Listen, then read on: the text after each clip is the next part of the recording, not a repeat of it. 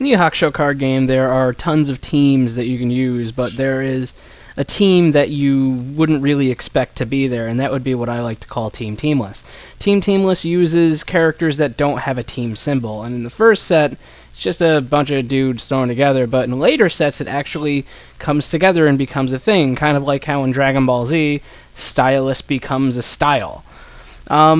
It's somewhat at a disadvantage not having a team bonus, but that doesn't really make it bad. I mean, in set 1 it's bad, but it's not the worst in later sets. So what does it do? Well, absolutely nothing. I mean, so why choose the team? Because you can. And it's a little fun to try and win when you have no real advantage whatsoever. I mean, you're going to fight Meisho, and they're going to have a complete advantage.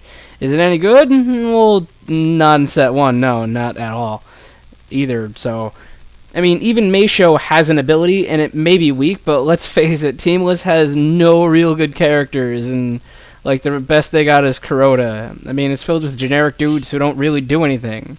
So, the pros are, rando, maybe? Cons would be, you can't use all for one and one for all, and, well, you don't have a bonus, and lastly, the characters really suck. So, what team does it have an advantage over?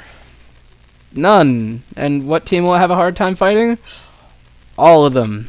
Even Meisho. Like, especially Meisho, because they don't do anything, and well, not Meisho. Meisho does stuff, but Teamless doesn't do anything, and Meisho is anti-everything, and these guys have nothing to do, so they're, well, bad.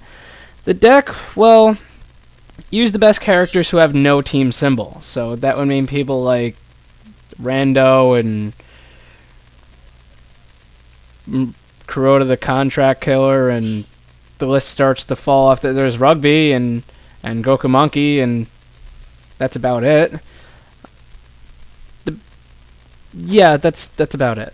How does a deck run? Well, generically, you just throw a bunch of cards together and you hope it works. Now, Teamless is very bad. It's a horrible choice, but should you avoid them? Actually, probably. Like, however, in later sets, Teamless will become one of those teams that is actually viable, and it will have cards to support it, and it will become something that just is even more playable than it would have been before.